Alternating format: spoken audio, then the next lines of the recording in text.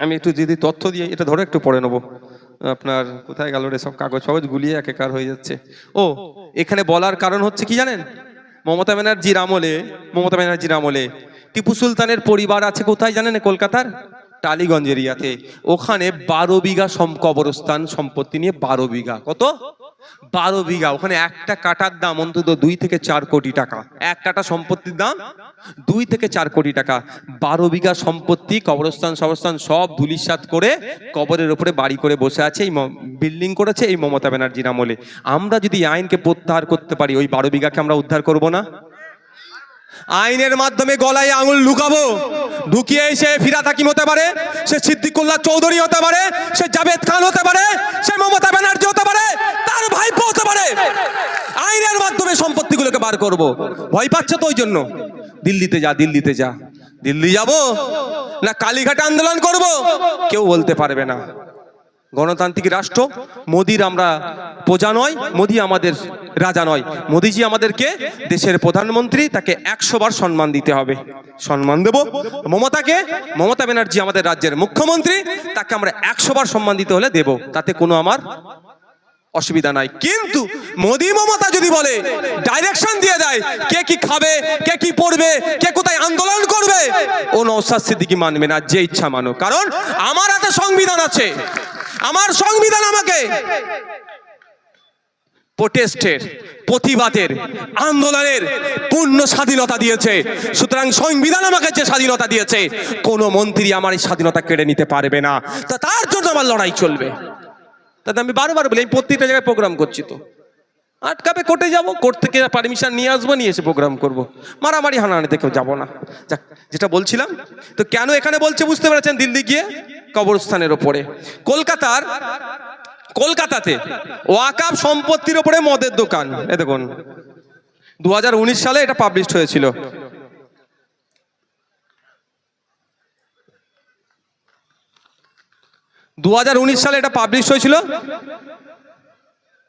ওয়াকাফ জমির ওপরে মদের দোকান। ভাই 2019 সালটা কাদের সরকার ছিল? বামেরা। যা হয়তো বামেদের এরা দোষ দেয়, আর কেন্দ্রের বিজেপি সরকার নেহেরুকে দোষ দেয়। যা হচ্ছে সব নেহেরুজির দোষ, কংগ্রেসের দোষ, আর আমাদের রাজ্যে যা হয় সব বামেদের দোষ। তো 2019 সালে মদের দোকানের ছবিটা দেখাচ্ছি তো ভাই। হ্যাঁ, এটি তো আমি ভুল করি, আমার নামে নোটিশ ছাড়বে না? ভেবেছেন কি ছেড়ে দেবে নাকি? এই জন্য এরা বলছে যাতে এইগুলো না আর এখানে আলোচনা হয়, যা আলোচনা হবে সব দিল্লিতে গিয়ে হোক। শুধু তাই নয়, আমি আপনাদের বলি, পশ্চিমবাংলার বিধানসভাতে এমন মন্ত্রী ঢুকে বসে আছে, এমন তৃণমূলের বিধায়ক আছে, বিধানসভার বাইরে কাউন্সিলর থেকে শুরু করে তৃণমূলের এমন নেতারা আছে, ওয়াকাফ সম্পত্তি খেয়ে বসে আছে। এই যে ৭৬,০০০ বিঘা ওয়াকাফ সম্পত্তি লুট হয়ে আছে, কারা লুট করেছে ভাই? এই গরিব সাধারণ মানুষ ওয়াকাফ সম্পত্তি লুট করে বসে থাকতে পারবে যদি তাদের পেছনে না পার্টির ব্যাকআপ থাকে বা পার্টির নেতা না হয়? এই ৭৬,০০০ বিঘা সম্পত্তির মধ্যে খোঁজ নিয়ে দেখা যাবে প্রায় ৭০,০০০ বিঘা সম্পত্তি তৃণমূলের যারা চামচাগিরি করছে নেতারা খেয়ে বসে আছে। ওই জন্য তো দিল্লির রাস্তা দেখাচ্ছে, এর জবাব দিতে হবে। কলকাতার কলেজ স্ট্রিট, পার্ক স্ট্রিট আপনারা জানেন? কলকাতার পার্ক স্ট্রিট জানেন তো? এক কাটা জায়গার দাম কত? চোখ দাঁড়িয়ে যাবে কিনতে গেলে। আমি শুনি না দাম, ওই জন্য কিনতে পারবো না, অত টাকা নেই। এক কাটা জায়গা নিয়ে তো বাড়িও করতে পারবেন না, করতে গেলে 2-5 কাটা জায়গা নিতে হবে। ওখানে এক কাটা জায়গার দাম বিশাল। মোটামুটি আপনারা শুনে লাভ হবে না। যার টাকা আছে করাত কলের মালিক খালিক হতে পারে, যদি বেশি টাকা থাকে বা শুনে নেবে, যে জানাবে আমাদেরকে। মোটামুটি 2-5 কোটি টাকা। ওখানে 12 কাটা জায়গা আছে, অনেক আছে, ডাইরেক্ট ওয়াকফ বোর্ড ম্যানেজমেন্ট করে, মতোয়াল্লি নয়। সেই জায়গাও প্রাইভেট ডেভেলপারকে দিয়ে ডেভেলপ করাচ্ছে। মানে কি বুঝতে পারছেন? মাল আমরা তাহলে এই সম্পত্তিগুলো আমরা বার করবো আগামী দিনে। নিউ মার্কেট থেকে শুরু করে বিভিন্ন জায়গায় কলকাতার, ইভেন আপনাদের এলাকায় বলছি, আপনাদের এলাকায় বসিরহাট সাব ডিভিশনে প্রচুর ওয়াকফ সম্পত্তি আছে, লুট হয়ে যাচ্ছে। এগুলো উদ্ধার হবে। সেই জন্য পীর গোরাজাত আব্বাস হুজুরের মাজারের ওখানে 1000 বিঘা ওয়াকফ সম্পত্তি আছে, মানে 10 বিঘাও এখন আছে, কি সন্দেহ আছে কি? হ্যাঁ, 92 কাটা রেখেছে। এটা কি রাখার দরকার? সবাই মিলে এ করে, ও যদি মাজারটা তোলা যেত ওটা মনে খেয়ে নিত এরা, ওই মাজার চত্বরটুকু আছে। তো এগুলো তো বার করবো ভাই। এইবার হচ্ছে 1963 সালের যে আইন দিয়ে দিচ্ছে এরা, যে কোনো সময় বার করার ক্ষমতা ছিল ওয়াকফ বোর্ডের। আপনি আমি ওয়াকফ বোর্ডকে শক্তিশালী করতে পারলে ওয়াকফ বোর্ড বার করতে পারতো, কিন্তু মোদিজি যে আইনটা নিয়ে এসেছে আর ওগুলো বার করতে পারবেন না, কারণ তারা বলে 12 বছর হচ্ছে হানাচি টানাচি, এইবার অনেক আইনের ফাঁদ দেখাবে। মানে তাহলে ওই 1000 বিঘে সম্পত্তি থেকে 92 কাঠা বাকি রইল, মানে 92 কাঠাটাই থেকে গেল, আর ওই যে বাকি যেগুলো আছে সেগুলো আর 997 বিঘা সম্পত্তি বিহাত হয়ে গেল, আর নতুন করে উদ্ধার করতে পারবেন না। আইন এমন করেছে, এর বিরোধিতা আমরা ওই জন্য করছি। আমরা এর বিরোধিতা ওই জন্য করছি, আপনাদেরকে জানিয়ে রাখা দরকার একটা ভয়ঙ্কর যে আইনটা নিয়ে এসেছে। আপনাদের এখানে যারা মুসলিম সম্প্রদায়ের আছেন, আপনাদের এখানে ঈদগাহ, কবরস্থান, মসজিদ 50 বছর 100 বছরের আছে, এরকম অনেক আছে তো ভাই, আছে তো? আমি দায়িত্ব নিয়ে বলছি, একটাও কাগজ পাবেন না। কেন বলুন তো, কেন কাগজ পাবেন? কি হয়েছে? এই মুসার দাদু, তার দাদু, এই মামনুনের দাদু কি বলেছে, এই আমার ওখানে 2 বিঘে জায়গা আছে মাঠের ধারে, তোরা একটা ঈদগাহ করে নে। মুখে বলে দিয়েছে, অফ করে দিলাম, যা আল্লাহ রাস্তা দিয়ে দিলাম, তোরা ওটাতে ঈদের নামাজ পড়বি। আপনার বাপ দাদু, তার বাপ নামাজ পড়ে আসছেন, কেউ আটকায়নি। ওয়াকফে লিল্লাহ মৌখিক অফ করে দিয়েছে। ঠিক এমন কবরস্থানটা, এই তোদের গ্রামের মানুষ, জমিদার মানুষ ছিলেন ওনারা, গ্রামে কবরস্থান নেই, কি হয়েছে, যা ওই ওখানে ওই আছে, ওই মানে ওর জমিটা পড়ে আছে 5 বিঘে 7 বিঘে, তোরা কবর দিবি। সে বংশ পরম্পরায় কবর দিয়ে এসছে, তো মৌখিক কি করেছে, মৌখিক দান করেছে, এরকম ভাবে হয়ে এসেছে। ঠিক একইভাবে মসজিদ, এই সম্পত্তিগুলো ওরা সার্ভে করেছে। সারা ভারতবর্ষে 8 লক্ষ একর মতো জায়গা আছে। একটা জিনিস ভুল ভেঙে দিই, ওই 8 লক্ষ একর জায়গাটা নিয়ে যারা আমাদের মতো বক্তব্য দিয়ে একটু গরম গরম পাবলিকে হিট খাওয়ায়, পাবলিক একদম লাভ মেরে উঠবে যে ইন্ডিয়ান আর্মি, ইন্ডিয়ান রেলের পরে ওয়াকফের জায়গা তুমি দখল করছো, মানছি না, মানবো না। তো এমনি হিন্দু ভাইরা ভয় খেয়ে যাবে ভাই আপনার কথা শুনে। কিন্তু ঘোড়ার ডিম, সাউথে 2টো মন্দির আছে, ওই মন্দিরের দান করা সম্পত্তি যা সারা ভারতবর্ষের ওয়াকফ সম্পত্তিকে এক সাইডে করে দেবে, বুঝতে পেরেছেন? কিন্তু আপনি আমি ভুল বলছি, আপনি যখন বলছি এর ভিতর থেকে একদম লাফ মেরে উঠছে, এত সম্পত্তি, ঘোড়ার ডিম সম্পত্তি, একটুখানি সম্পত্তি আছে, সেটাকেও মোদি কেড়ে নেওয়ার চেষ্টা করছে। তা কিভাবে কাটছে? ওরা সার্ভে করে দেখেছে 8.5 লক্ষ একর ভারতবর্ষে ওয়াকফ সম্পত্তি আছে, তার মধ্যে প্রায় 4 লক্ষ একর অর্থাৎ 50% ওয়াকফ সম্পত্তি ওয়াক বাই ইউজার, মৌখিক দান করা।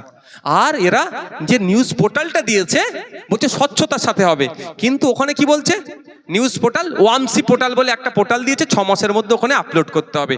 এই ওয়ামসি পোর্টালে আপলোডের মধ্যে একটা অপশন হচ্ছে দলিলকে তুমি আপলোড করো। এবার আপনার এখানকার 400 বছরের পুরাতন কবরস্থানে দলিল পাবেন তো? এটা তো কারো কাছ থেকে জোর করে কবর দেননি। 400 বছর আগে আপনার যে দাদুর কবর আছে, অন্য দাদু সেটাকে দান করেছে বলেই আছে। ও ওয়ামসি পোর্টালের একটা পয়েন্ট হচ্ছে যে দলিল আপলোড করো, কার কাছ থেকে পেয়েছো, মানে যতক্ষণ আপনি যদি আপলোড করতে পারেন তাহলে জায়গাটা সরকারের হয়ে গেল। সরকারের হয়ে গেল, সরকারের কাজে লাগাবে না, কি করবে ওটাকে নিয়ে? ওই আদানি আম্বানি শিল্পপতিদেরকে ওদের মতো দিয়ে দেবে, প্ল্যান হচ্ছে এখানে। এরই আমরা বিরোধিতা করছি। তো আপনার দাদুরা যে ওয়াক বাই ইউজার মৌখিক দান করেছে, এটা বৈধ কি অবৈধ? আগে এটা জেনে রাখা দরকার, জেনে রাখা দরকার তো নাকি ভাই? এনার্জি লস সবার। আর ক মিনিট আছে? এই 1-2 মিনিটই লাগবে এটা বলতে। ওয়াক বাই ইউজার অর্থাৎ আপনার বাপ দাদুরা যে সম্পত্তিটা দান করেছে সেটা বৈধভাবে দান করেছে না অবৈধভাবে? এবং এতে সুপ্রিম কোর্ট কি বলছে? 2000 সালে সুপ্রিম কোর্টে একটা মামলা হয়েছিল, লিয়াকত আলী বনাম মোহাম্মদ জামিল, একটা মামলা হয়েছিল 2000 সালে। মামলার যেটা অর্ডার এসেছিল, সেই মামলাতে বলেছে মৌখিক দানটা বৈধ। শুধু তাই নয়, আমি ইসলামিক ল বাদ দিলাম, সাইডে রাখলাম। আমি ইসলামিক ল যেটা মুসলিম পার্সোনাল ল আছে তার 24 নম্বর পয়েন্টটাকে সাইডে রেখে দিলাম। ভারতবর্ষের আর বেশ কিছু 3টা আইন দিচ্ছে, একাধিক আইন আছে। একটা হচ্ছে ইন্ডিয়ান এভিডেন্স অ্যাক্ট 1872, এই আইন অনুযায়ী মৌখিক হেবাটা, মৌখিক দানটা বৈধ। ইন্ডিয়ান কন্ট্রাক্ট অ্যাক্ট 1872, এই অনুযায়ীও মৌখিক দান যেটা করেছিল আমার পূর্বপুরুষেরা সেটা বৈধ। ট্রান্সফার অফ প্রপার্টি অ্যাক্ট 1882, এই অনুযায়ীও মৌখিক হেবাটা বৈধ। তাহলে মোদি 50% সম্পত্তি এক লপ্তে আপনার কাছ থেকে কেড়ে নেওয়ার জন্য এই আইনটা নিয়ে এসেছে। মুসলমানদের উপকার করলো না অপকার করলো? অপকার করেছে তার বিরোধিতা আমরা করছি, শুধু মুসলমানদের অপকার করেনি, দেশের এই এত কটা আইনের ভায়োলেট করে দিল। হ্যাঁ, মোদিজি বলতে পারতো নতুন আইন নিয়ে এসে, না এখন ডিজিটাল সময় ভাই, আজকের ডেটের পর থেকে যারা অফ করবে আর মৌখিক অফ চলবে না, এবং Indian evidence act, Indian contract act, transfer of property act, এইগুলো সব আমি করবো, অ্যামেন্ডমেন্ট করবো। এইগুলো সব অ্যামেন্ডমেন্ট করে দিয়ে কি বলবে, আজকের পর থেকে ভাই যদি কেউ অফ করতে চাও তাহলে ভাই তোমাদেরকে রেজিস্ট্রি করতে হবে, মৌখিক অফ চলবে না। তাদেরকে ওয়েলকাম করতাম আমরা। আর একটা ভয়ঙ্কর কথা বলেছে, লাইফে আর ওয়াফ করার জায়গাটাই তুলে দিয়েছে। একবারই বলেনি যে নতুন করে ওয়াফ করা যাবে না, কি ঘুরিয়ে বলেছে, একটু কি ঘুরিয়ে বলেছে, যে আপনি যদি অফ করতে চান আপনাকে 5 বছর প্র্যাকটিসিং ইসলামের মধ্যে থাকতে হবে। What is the meaning of practicing Islam? যদি আমি বাংলায় সহজে বলি, অনুশীলনের ইসলাম, মানে সেটা আরো সহজে যদি চালু ভাষা এখানে বলি, সেটা হচ্ছে কি বলুন তো, মানে আপনি বুজুর্গ ব্যক্তি হয়ে 5 বছর থাকতে হবে, তাই তো নাকি? বুজুর্গ ব্যক্তি মানে ধরো এগুলো 5 বছর ধরে আপনি এক ওয়াক্ত নামাজ কাজা করেননি, 5 বছরে যে রোজা এসেছে একটা রোজা ছাড়েননি, ইসলামিক যত আইন কানুন আছে একটাও আপনি ছাড়েননি, তাহলে আপনি বুজুর্গ ব্যক্তি হবেন, প্র্যাকটিসিং ইসলামে হবেন। কারণ মোদি প্র্যাকটিসিং ইসলামের কোনো ডেফিনেশন সংজ্ঞা দেয়নি, অনলি ফর শুধুমাত্র লিখে দিয়েছে যে 5 বছর আপনাকে প্র্যাকটিসিং ইসলামের মধ্যে থাকতে হবে। তাহলে নতুন করে যদি কারো ওয়াকফ করার ইচ্ছা যায়, ওয়াকফে লিল্লাহ হতে পারে, ওয়াকফে আওলাদ হতে পারে, তাহলে সে কি করবে? কনসার্ন ডিপার্টমেন্টকে গিয়ে কি বলবে যে আমি আমার সম্পত্তি অফ করব। আগে কি ছিল, শোনার পরে সার্ভে কমিশনারকে কমিশন করে টোরে সব হিসাব নগদ করে সব কাগজ ঠিক আছে না আছে দেখার পরে তাকে এনরোল ইসি নাম্বার দিত, এনরোল করতো যে না একে অফ করা হবে। এখন কি বলছে, আগে গিয়ে যখনই বলবেন যে আমি সম্পত্তি অফ করতে চাই, ওই আইন নতুন আইনে বলছে আপনি 5 বছর ইসলামের মধ্যে থাকতে হবে। অফিসার আপনার মুখের দিকে তাকিয়ে কি বলবে, তোমার কপালে দাগ কোথায়, 5 বছর ধরে নামাজ পড়োনি তো? বুঝতে পারছেন না? বলতে পারে তো, কারণ ইসলামের প্র্যাকটিসিং ইসলামের সংজ্ঞাটা বলে দেয়নি, উজ্জ্ব রেখেছে। যদি বলে দিত প্র্যাকটিসিং ইসলামের সংজ্ঞা এটা এটা এটা এটা, তাও একটা মেনে নেওয়া যেত বা এটা নিয়ে চর্চা করা যেত, তাও শুধু প্র্যাকটিসিং ইসলাম। আচ্ছা বলুন, কোন হিন্দু ভাইকে যদি বলা হয় তুমি দেব, ইচ্ছা হতেই পারে, দাদার ইচ্ছা গেছে, আমার দাদার বিশ্ববিদ্যালয়ের ইচ্ছা গেছে কালী ঠাকুরের নামে 2 বিঘে জায়গা দেবো, বিশ্ববিদ্যালয়ের ইচ্ছা গেছে সরস্বতী ঠাকুরের না বিদ্যার ঠাকুর বলে এনারা মানেন যে আমি কি করবে, আমি 5 কাঠা জায়গা দেব। আমাদের রাকেশের ইচ্ছা গেছে কালী ঠাকুরের নামে জায়গা দেবো। এবার রাকেশকে যদি বলে 5 বছর ধরে তোমাকে হিন্দু হতে হবে, খোঁজ নিয়ে দেখুন হয়তো পুজো ঠিকঠাক করে, মন্ত্র ঠিক জানে না, সবটা হতে পারে ভাই, সবাই জানবে না ব্যাপার নেই। তাহলে বেচারি তাহলে যদি ঠাকুরের নামে সম্পত্তি দিতে পারবে না, ওটা ইনজাস্টিস হচ্ছে না? ওর সাথে ইনজাস্টিস হচ্ছে না? তো এইভাবে মুসলমানদেরকেও এবার গেল গিয়ে বললো যে আমি দান করব, বললো তুমি তো নামাজ পড়োনি, তোমার কপালে দাগ কোথা, মোটামুটি কপালে টানা হিচড়া করে দাগ নিয়ে গেছে। আর যেই বলেছে আমি সম্পত্তি দেবো, কপালে দাগ আছে, দেখো আমি 5 ওয়াক্ত নামাজি, বললো 33 আয়াতটা একবার পড়তো। এখানে যারা আছে বলুন তো একবার, মুসলমানরা কতজন 33 আয়াত পড়, আমি কাউকে পরীক্ষা করব না, বুঝতে পারছো? তো তাহলে তুমি তোমার সম্পত্তি আর দিতে পারবে না। আমি 33 আয়াতের কথা ছেড়ে দিলাম, আমি ধরলাম উনি জানি না 33 আয়াত কি জিনিস। যদি বলে এবারে রমজান মাস গিয়েছে, 29টা রোজা হয়েছে, তুমি তো 25টা রোজা রেখেছো, 4টে কেন তুমি ছেড়ে দিয়েছো, তুমি তাহলে 5 বছর ধরে প্র্যাকটিসিং ইসলামের মধ্যে নাই, তুমি সম্পত্তি দিতে পারবে না। মানে নতুন করে সম্পত্তি ওয়াফ করার জায়গা বেঁধে দিল। হয়তো গেছেন গিয়ে প্যান্ট পরে গিয়েছেন, গাঁটের নিচে হয়তো কাপড়টা আছে, এই তুমি ইসলামিক কানুন কেন মানোনি, তুমি ওয়াফ করতে পারবে না। মানে যেটা চেষ্টা, যেমন মানে আমি পুলিশের বদনাম করছি না, পুলিশ আমাদের বাড়ির সদস্য, পুলিশ আমাদের পরিবারে। বলা একটা কথাই আছে, পুলিশ যদি মনে করে কোনো বাইকওয়ালাকে ফাইন করবো, কিছু না কিছু ভুল বেরোবে। সব পুলিশ নয় ভাই, অনেক পুলিশ আছে মাথা তুলে লড়াই করে, তারা গুলি খেয়ে অমিতাভ কোথায়, দার্জিলিং এ যে অপদার্থগুলোর বিরুদ্ধে মামলা ছিল, আমাদের এসআই অমিতাভকে গুলি করেছে, সে অপদার্থ আবার তৃণমূলের ঝান্ডা ধরেছিল। লজ্জা লাগা দরকার তৃণমূলের ওপরে। যে আমাদের পুলিশকে খুন করলো, সেই পুলিশকে আবার তৃণমূলে জয়েন, সেই খুনিকে আবার তৃণমূলে জয়েন করিয়েছে এরা। কিন্তু তাহলে আপনার যদি ভুল ধরতে হয় তাহলে হবে না, এটা কি মেনে নেওয়া যাবে? ভারতবর্ষে এই ধরনের কোনো আইন আছে? কোনো খ্রিস্টান যদি ইচ্ছা করে সম্পত্তি উৎসর্গ করবো, তার বেলায় আটকানো নাই, মুসলমানের বেলায় আপনি আটকাচ্ছেন কেন? এটা তো আপনার ইকুয়ালিটির ব্রেক হচ্ছে। 15 নম্বর 16 নম্বর 14 15 নম্বর আর্টিকেলে আঘাত লাগছে, তার বিরোধিতা আমরা করছি। আপনি বলেন কপালে না দাগ থাকলে আপনি নামাজি কি নামাজি নয় এটা কি প্রমাণ হবে? তাহলে আপনি 5 বছর ধরে ইসলামকে সব ভালোভাবে মেনে চলছেন কি চলছেন না, তার জন্য কি করতে হবে? সাথে বগলে করে একটা করে অফিসার দিয়ে দিতে হবে। আমি যেখানে যাব সাথে করে নিয়ে যাবো, দেখো ভাই আমি আজকে আসলাম যদুরহাটি বাজারে, আমি জোহরের আসরে নামাজ পড়েছি, অফিসার দেখবে, নোট করবে। যাওয়ার সময় মাগরিবের নামাজ যেখানে হবে সময় হবে, মাগরিবের নামাজ পড়েছে নোট করবে। ফজরের সময় কোথাও নামাজ পড়লেও অফিসারকে নোট করতে হবে। শুধু পশ্চিমবাংলায় যদি 3 কোটি মুসলমান আছে তাহলে তো 3 কোটি অফিসার লাগবে, তাই না ভাই? একদিকে ভালো অফিসারগুলো অন্তত আমার হিন্দু ভাইকে দিক। পশ্চিমবাংলা 3 কোটি হিন্দু ভাই চাকরি পাবে, কারো অসুবিধা হবে ভাই? কারো অসুবিধা হবে? যারা সমর্থন করে হাত তুলে দেখান তো, 3 কোটি আমার হিন্দু ভাই যদি চাকরি পায় পশ্চিমবাংলাতে মুসলমানদের জন্য, অসুবিধা হবে? তা সেইটাও তো বলছে না, অন্তত সেইটা বলুক যে তবে ভালো হবে, মোদি আপনাদের ভালো চাইছে গো, একটা জিনিস ভালো চাইছে, ইসলামে ফিরে আসতে বলছে আপনাকে, মানে প্র্যাকটিসিং ইসলামে। শুধু নামকা বাপ মুসলমান ছিল আপনি মুসলমান হয়ে গেছেন সেটা নয়, মোদি বলছে আপনি পড়াশোনা করে মুসলমান হোক। মানে এই ধরনের অবান্তর সংশোধনী নিয়ে এসেছে। আর একটা লাস্ট কথা বলে শেষ করবো, এটা হিন্দু মুসলমানের লড়াই নয়, কারণ পার্লামেন্টের 2টো কক্ষে, রাজ্যসভায় লোকসভায় যারা এই বিলের বিরোধিতা করেছে, যারা সর্বোচ্চ বলিষ্ঠ কণ্ঠে মোদিকে জবাব দিয়েছে, মোদির মন্ত্রিসভার মন্ত্রীরা এর উত্তর দিতে পারেনি, তাদের মধ্যে 99 জন কিন্তু আমার হিন্দু ভাই ছিল, এটা মাথায় রাখবেন।